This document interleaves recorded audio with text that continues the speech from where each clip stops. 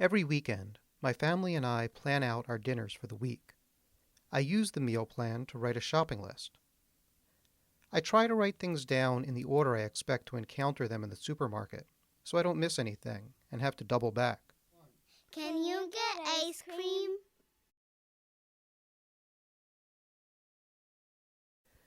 The problem is I don't always shop at the same place, so that order isn't always the same. That's why I wrote this program as my final project for Stanford's Code and Place programming class.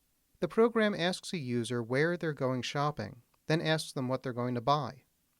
It uses those inputs to write a shopping list organized by supermarket section, delivered in the order that those sections are laid out in the chosen store. It does this by pulling information from two separate data files that accompany the program. One has a list of supermarkets, along with the sequence that a shopper will encounter each of its sections moving from entrance to exit. The other is a data file of supermarket items, paired with the section where those items can be found. Let's take it for a spin.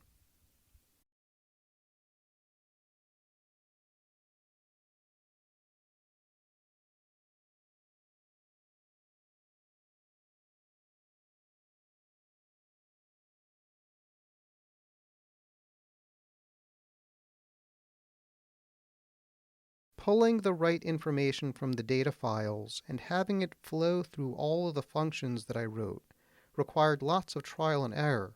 I spent a lot of time figuring out how to keep the program from crashing when it gets an input it's not expecting.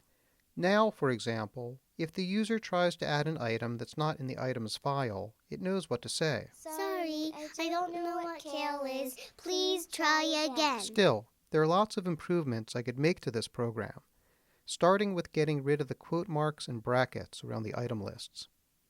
I wasn't able to figure out how to do that. I'd also like to be able to handle weekends when I do my shopping in a market hall instead of the supermarket. That would require programming to organize items by merchant stall instead of grocery store section.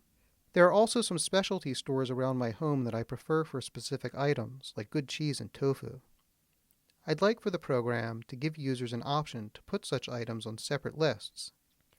Of course, for this to be useful to anybody but me, there also has to be a way to load into the stores file layouts for more grocery stores than the 3 that I go to.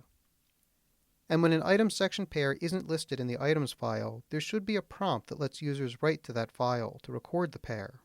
But even if I don't make any of these improvements, writing this program was a great experience. For my final Code and Place project, I wanted to do something that would give me practice working with data like this. And it also might come in handy next time I need to buy some kale. Sorry, I don't know what kale is. Please try again. Okay, spinach then.